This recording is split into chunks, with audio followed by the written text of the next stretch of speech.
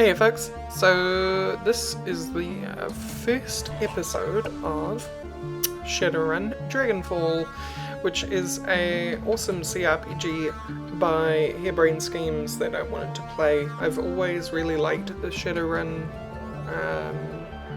lore and world and stuff from long ago, and recently, or I think in the last year or the year before, they released a new Shadowrun game, which was both really good, but in some ways kind of disappointing. And Dragonfall came out and has been getting really good acclaim since fixing a lot of issues the newer game had and having a better story overall.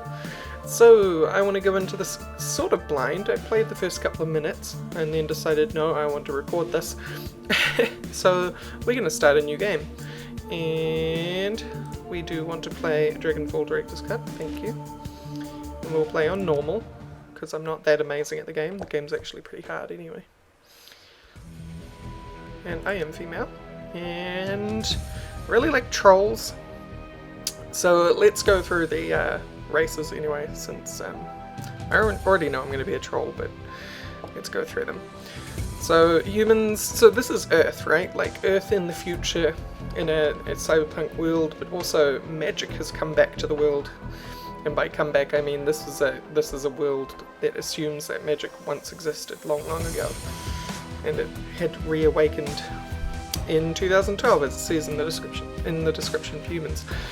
Human were the only race on Earth until the awakening in 2012. Now they find themselves the definition of average or even normal. They are still the most populous race in the world and thus control many of the most powerful, moneyed and important positions in society. And then they have a bunch of stats. I'm not going to explain the stats.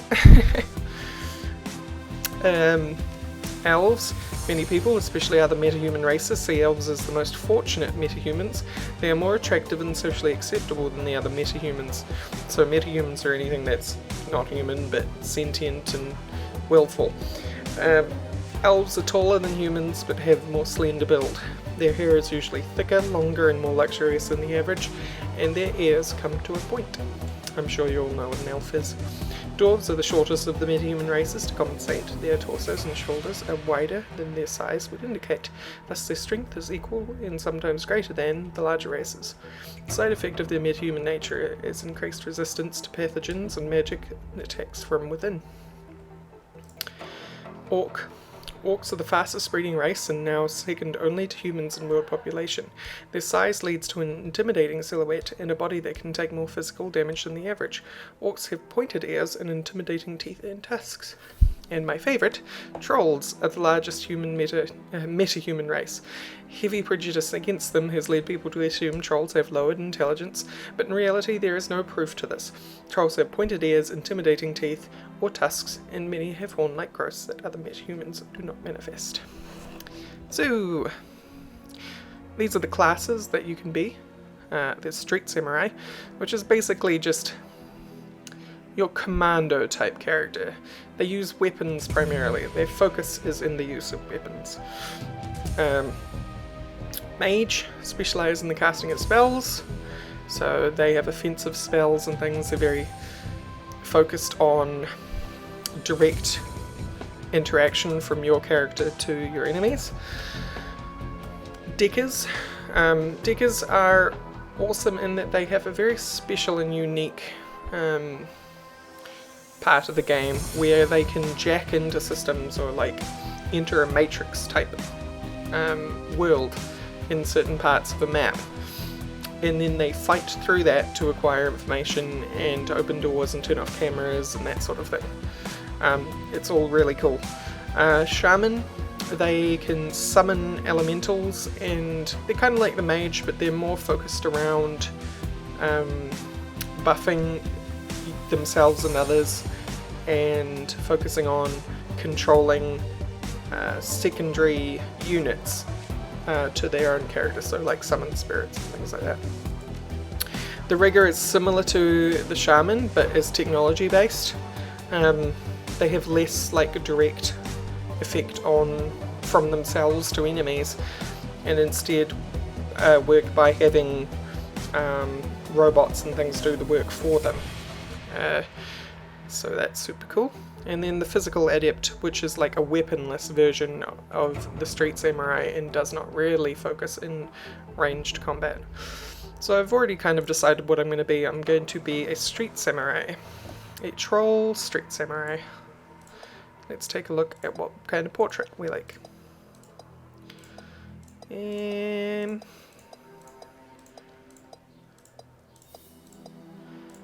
Oh, she's spooky. I don't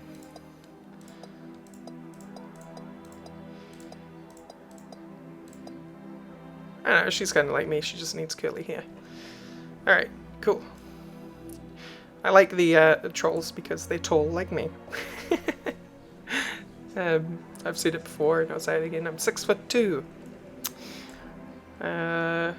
So yeah, I kind of like that look. I'm just going to go with the default look, I'm not going to bother changing it. Continue to stats. So here's the statty part of everything. We get 7 available karma points to customize the base character with. And how I want to do this is I'm going to be a ranged focused street samurai. And I'm going to focus on rifles because I think rifles are awesome. So we want more into there. Can we squeeze points out of anything? What strength do you use to calculate the chance to hit with melee or thrown weapons? Also determines how far a grenade can be thrown. I can't change that. That's set forever. That's cool. So I'm pretty sure I like that.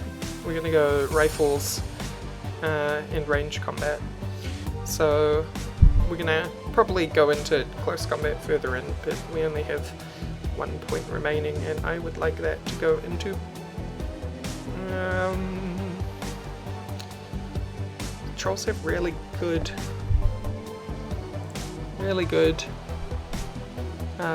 willpower. As you can see, 9. The next highest is dwarves. So is it dwarves or elves? Maximum for dwarves. So trolls have the second highest willpower out of the races, which makes them really awesome mages. Which, like their description suggests, a lot of people think that trolls aren't smart, but they are. They have terrible charisma though, and terrible intelligence. Highest being elves, humans, and dwarves. I guess I can put that point into shotguns. So we have some close quarters to work with, and that will be my character. And of course, Rorax. Yeah. So this episode is mostly just going to be this, and probably I'll try to finish the Hardfeld Manor run, but I can't promise anything.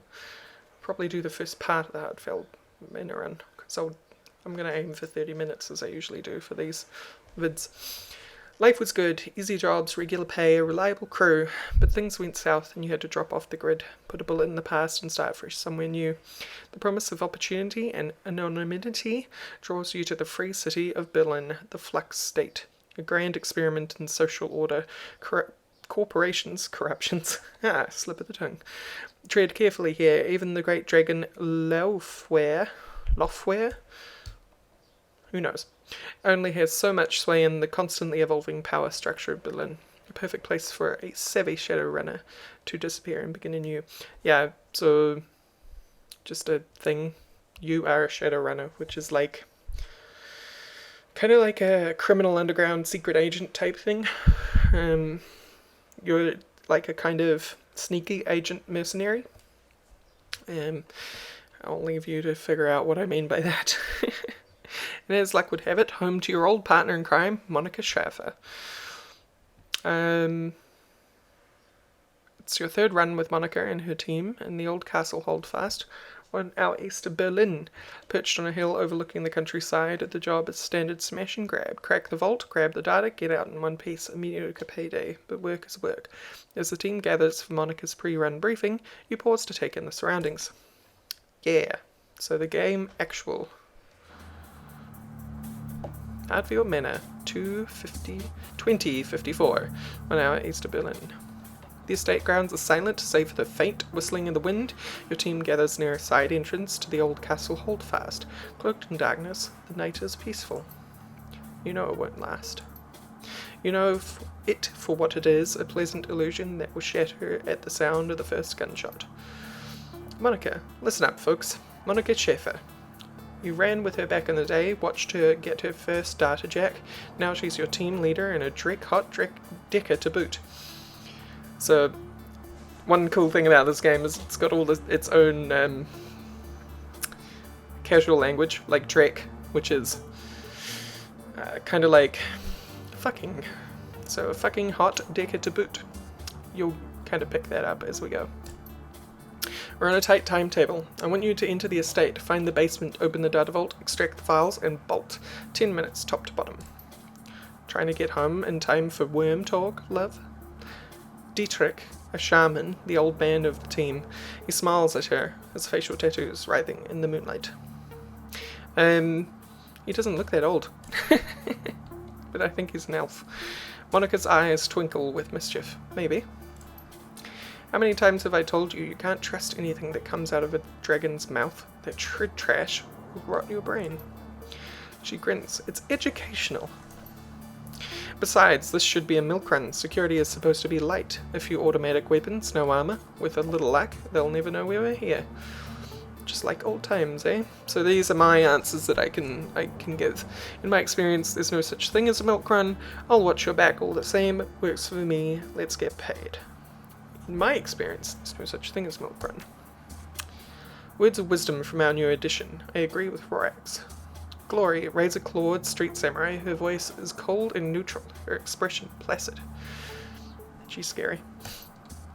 They may only be private security, but their bullets don't know that. I can patch you up if I have to, but I'd rather not have to.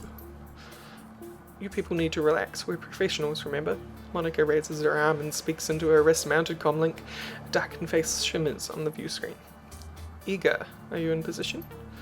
Comlink crackles and the response comes back low and soft, softer than you'd expect from a troll. Hey! It's not fair. Affirmative, the alarm lines have been cut and I have a clear line of fire on the estate service entrance. When you exit the building, the path will be clear. Excellent. Thank you, Edgar. Just doing my job. Edgar out. The comlink goes dark. Monica winks at you as she drops her arm. See? We're professionals. Alright people, enough chatter. Our clients want the data from the vault so we can give him the data from the vault. Quick, quiet, and quick. You said quick twice. Worm Talk is on tonight. Chloe raises an eyebrow slightly. I told you, it's educational. So, new objective, grab your gear from the van. Don't mind if I do. Grab a weapon. Yeah, we want rifle. Grab the rest of your kit. Frag grenades, basic medikit. That's it? No. We got a trauma kit. And a grand. Cool. Now, this game tends to, or these games I've figured out, tend to have stuff around. When I first did the first 2 minutes of this, I didn't explore too much stuff, but I am going to endeavour to be a little more thorough because I like loot.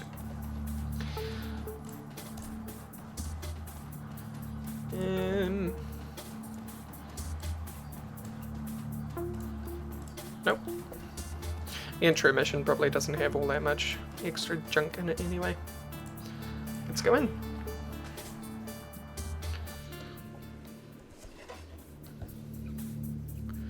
Nothing in here, move forward. When you get anywhere interactable, which is why like I'm not floating my mouse over anything, it tends to pop up on your screen. This game doesn't really have anything like perception where you'd need to increase it to see things. The complete skeleton Theropod, a dinosaur, it appears to be genuine. Variety of remarkably well-preserved Slavic artifacts. Oh. The vase in the case looks both very old and very valuable. Fine scrollwork of lapis and gold leaf decorate its exterior. The interior shimmers with the organic beauty of abalone shell. Your fixer could probably move this thing in a heartbeat. You can't help but notice that the glass encasing looks awfully flimsy. Well, I'm pretty professional, so I'm gonna walk away from that because I think that smashing the glass will probably set off an alarm. The cask in the display case is decorated with inlaid panels of ivory sculpture. And by the way, I did the same thing last time. I'm just not gonna risk it. Intel says the elevator should be to the north. Yeah, well, I'm opening this door first. What the hell? Bad guy. Turn-based combat. Thanks. I will stand here. And then shoot this man. Yay!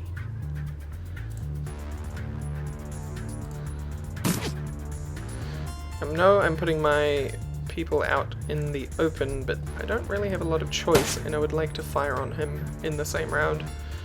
And I can always heal using Dietrich.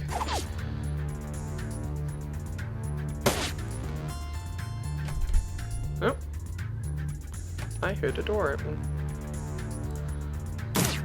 Ugh, I really should move closer. I used up my turn though. Or get him out of cover anyway.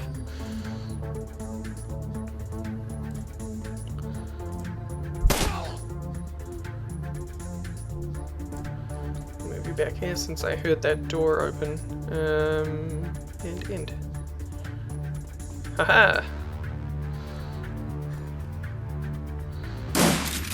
I knew this was going to happen, by the way, but I didn't know they would actually, because the first time I did this I went through this door first, and then this guy popped out. I didn't know that combat would happen straight away. I'll move you up to there. This place has good cover. And Glory, you can move there.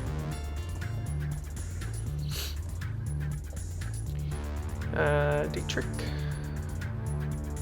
We will use haste on Monica.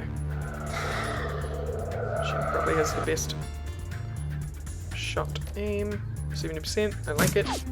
And I miss. Of course I do. Dietrich's my healer, and so is Glory actually. I noticed that Glory has a lot of these things. Me, 99%. Don't mind if I do. That's still me. I think I will take a second shot. Took him out. Awesome. Nail you. Combat over. Alright. I happen to know there's more than those people through there, so I'm wondering. I have to go back into here. You unlock that door by using this terminal.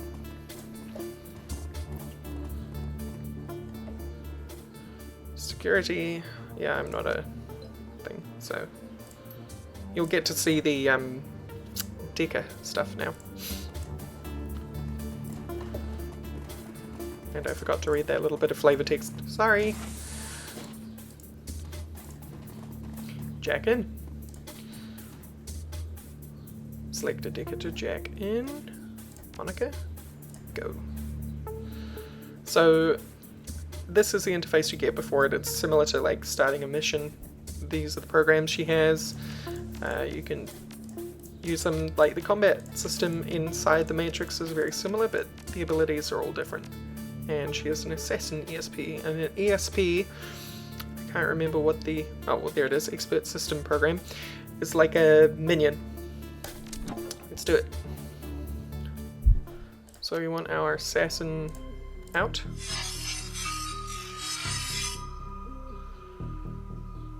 And we will move her forward. Bad guys. We're just going to attack. IP damage. I can't remember what IP damage actually means. but we will assume it is terrible. And I missed. And they're going to attack my assassin. Fat lot of good you did. AoE damage. That's not going to hit me. That's good. Did lots to them. Erosion. You have more health. And we will use that on you. Because this is your security level. If that reaches that, you get booted out of the system. So we will drop our security.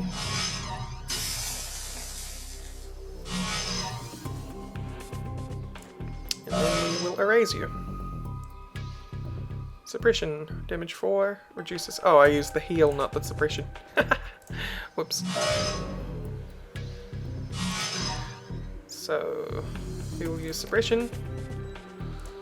As you can see, it didn't lower it that much, but it doesn't go up that much per turn, and it only goes up quickly when you're in combat. The longer you stay in here, it goes up anyway. Here's the defense for the data store. Wow. We will erode you, and then we will attack you. So, you've got a lot more action points in this mode, or at least she does, because I assume she's a really powerful digger. Antiquities delivered on schedule. What is this? Valuable shipment of antiquities will be arriving soon on the CL docks. Useful information to someone who can take advantage of it. Awesome. So I guess that'll be like a secondary quest thing once we're out of the mission. And then we unjack. And we're out. So let's keep moving.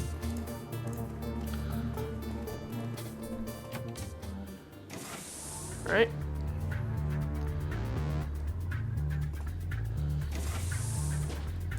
Move me up. Can I do anything from here? I can take an aimed shot. I said an aimed shot. 92 on you. Yes, please. We will move. Who's this? Monica. We move up there. Glory.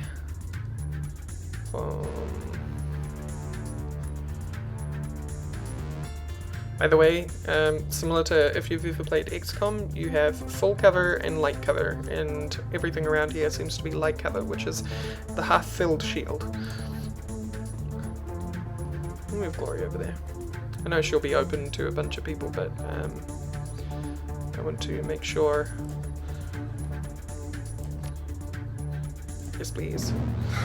This is like a buff for everyone in that circle. And he is extremely open now, but I'm willing to live with that.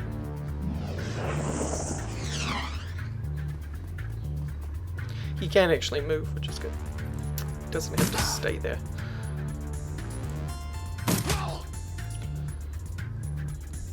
Monica. Oh, you have awful shots. I'll move you up. 46. Yuck. Glory. We will move you up as well. You have full cover there. We will take a burst. One hit. I'm happy. Now our aura has moved, but we're gonna move there. I know that was a waste of action points, but whatever. I really like fighting Daedric.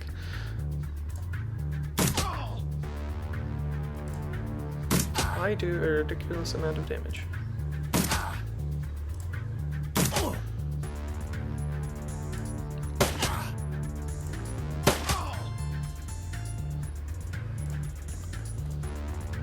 Ooh, summon spirit.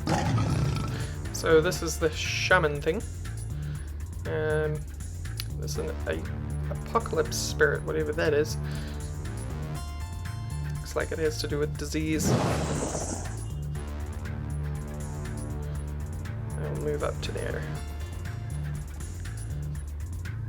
Monica can go here. Very much doubt I really need to bother with this stuff because it's only one person, but...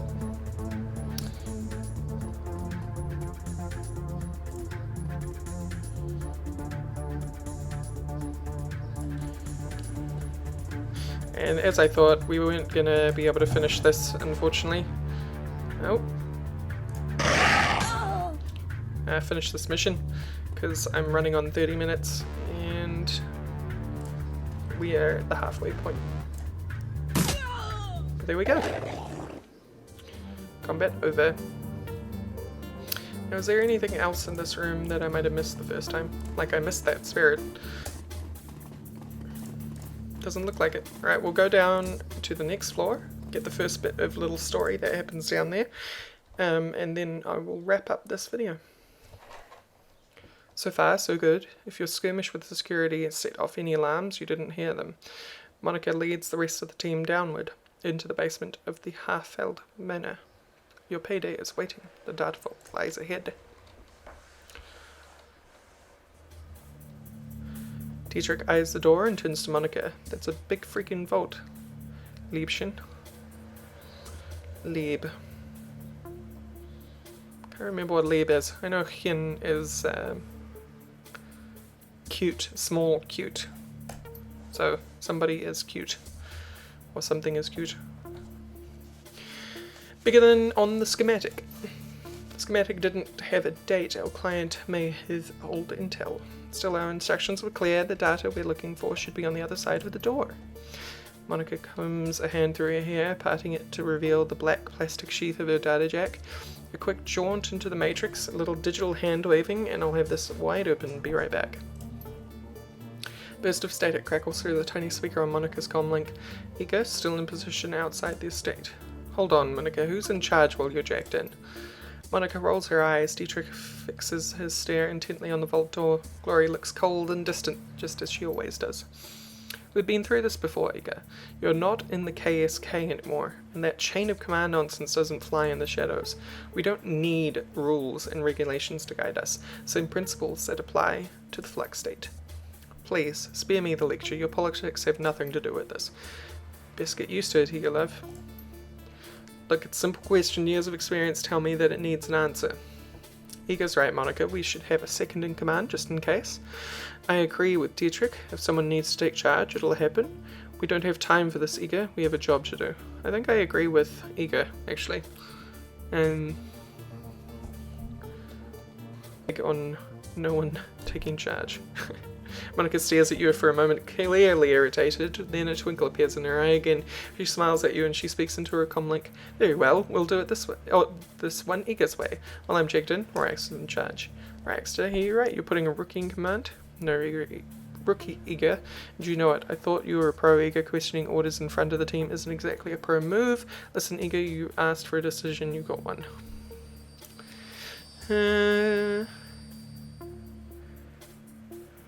Kinda don't like any of those. I'd like to disagree with Monica. I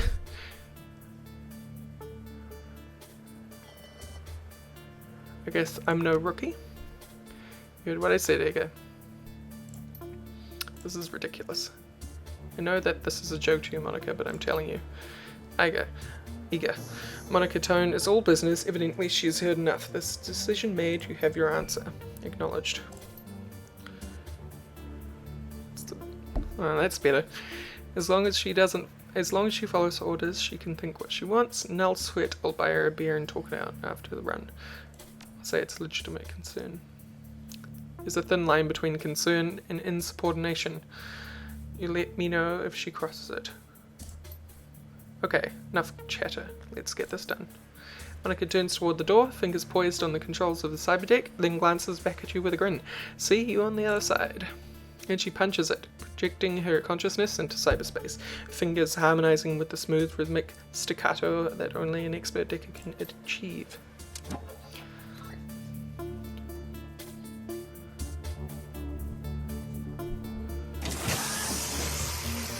Oh.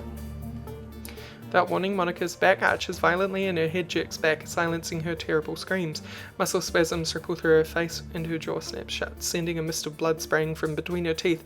You look down to see a nub of pink flesh hit the floor, the tip of her tongue. The room explodes into action. Glory leaps toward Monica, her hand outstretched to yank the cord from her data deck. Dietrich surges forward to wrap the team's fallen Decker in a bear hug, holding her against convulsions that rack her body. With Monica's unearthly screams still ringing sharply in your head, you are only dimly aware of the door slamming shut behind you. Help Glory pull the plug on Monica's data jack. Smash Monica's cyberdeck. Help Dietrich hold Monica down. Well, I think smashing the cyberdeck is probably the worst thing you can do if, like, her consciousness is still stuck in there or something, you know. Gonna help pull the plug. While Glory holds Monica's head steady, you snatch the cord that connects Monica's data jack to her cyberdeck. Without a moment's hesitation, you give a solid yank and the cord comes free. A wisp of oily blue smoke traces its way from her data jack to the ceiling.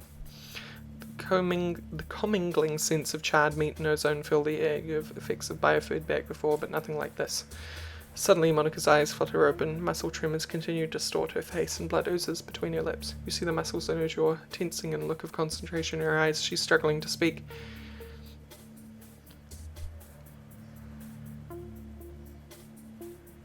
Talk to me, Monica. What are you trying to say? Just stay with us, Monica. Okay, we're gonna get you out of here.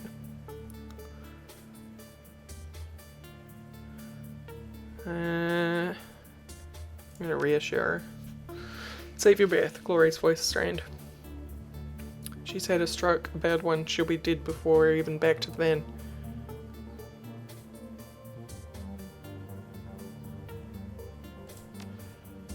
I know what I'm gonna do. Dietrich leans in close, his nose hovering inches away from Monica's, his voice soft, almost a whisper. Lievchen, it's Dietrich. Tell me what did this to you. Slowly, painfully, Monica wrestles her jaw open, so I should have probably asked her to speak. Blood boiled up in her mouth, comes pouring out and slick, covering her chest. She expels a thick, guttural sound, and might be a word. Set aside, she closes her eyes and forces her mouth to make the shape she needs. Fear. With an effort, Monica opens her eyes again and meets yours. You see pain and fear in her gaze and something else. Hope. Feuerschwing. Which means fire wing. Fire wing? Yeah, I think fire wing. A sudden spasm jerks Monica's head back again. She grunts, then her chin drops to her chest, and her head lolls to one side. Her eyes fix on an object in the next room, a computer terminal. The soft light of the cursor blinks on the recessed screen. Slowly she attempts to speak again, but only the sound emerges. It's a long, strangled croak. A look of resignation washes over Monica's face, and she stops fighting. Goes slack, and she dies. Oh. I knew that was going to happen. Alright, so this is where I'm going to leave it. Cliffhanger. Yay! So, thank you all for watching, and next episode we will finish the mission. Thank you. Bye-bye.